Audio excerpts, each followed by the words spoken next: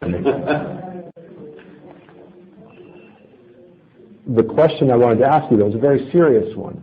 If one of your sons or daughters came to you and said, I want to be a martyr. I want to put on an explosive belt and go attack Israelis, to kill Israelis, what would you tell them? This has never happened. If one of your children came to you and said, Dad, I want to be a martyr. I want to go kill Israelis, what would you say? We are not people who love blood. We are very cautious and we are very careful not to shed a blood at all. And we are against this labyrinth of violence to persist and continue. We are bored of this the bloodshed. I know that the Israelis are fed up. We are also fed up, and the whole region is fed up with this bloodshed. We do not encourage it. We want to regain our lives. We want to live peacefully in a safe and stable state.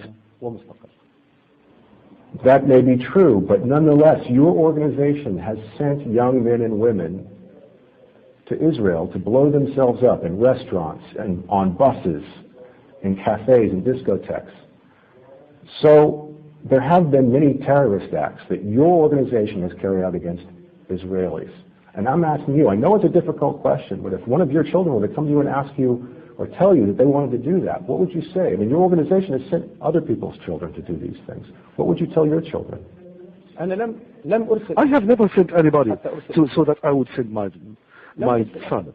I have never sent anybody or directed or never thought even about it of sending somebody to blow himself up. I would never approve of that. Well,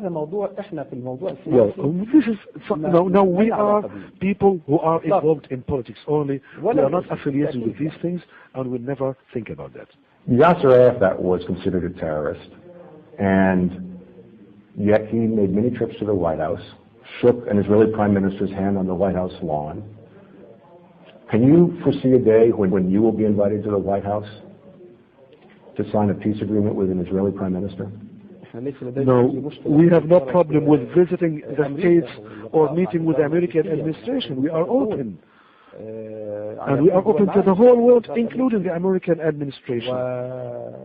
But talking about shaking heads with the just look about Olmert, what he is saying. He is threatening us. He is threatening to kill the Palestinian prime minister himself. But such things have been said in the past. I'm talking about in the future. Can you foresee a day when you will go to Washington and sign a peace agreement with the Israelis? Is it within your can you imagine that day? Is it something you would like to have happen?